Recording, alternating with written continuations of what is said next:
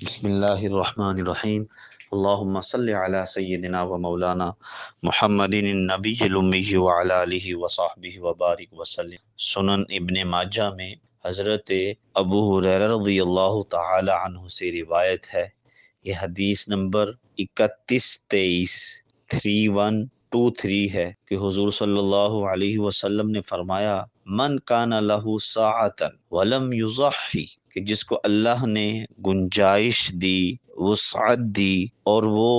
گنجائش ہونے کے باوجود، مالی طاقت ہونے کے باوجود اگر وہ قربانی نہ کرے تو حضور نے فرمایا فلا یقربن مصلانا، تو وہ ہماری عید گاہوں کے قریب نہ آئے۔ یہ حضور صلی اللہ علیہ وسلم کی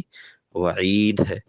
اس سے پتہ چلتا ہے کہ اللہ نے جس کو صاحب استطاعت بنایا ہو،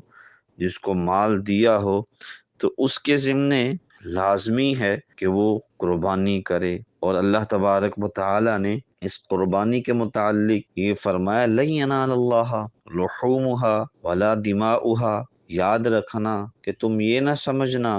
کہ اللہ کو تمہارے گوشت کی ضرورت ہے، تمہارے خون کی ضرورت ہے جو تم قربانی کے لیے خون بہاتے ہو،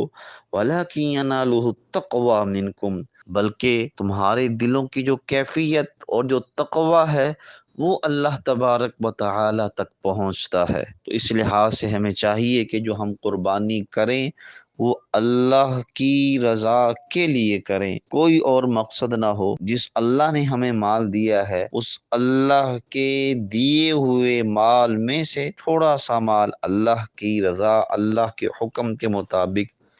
اس قربانی کے لیے بھی خرچ کرنا چاہیے۔ اللہ تبارک و تعالی ہم سب کو اور جن کو مالی وسعت دی ہے ان کو قربانی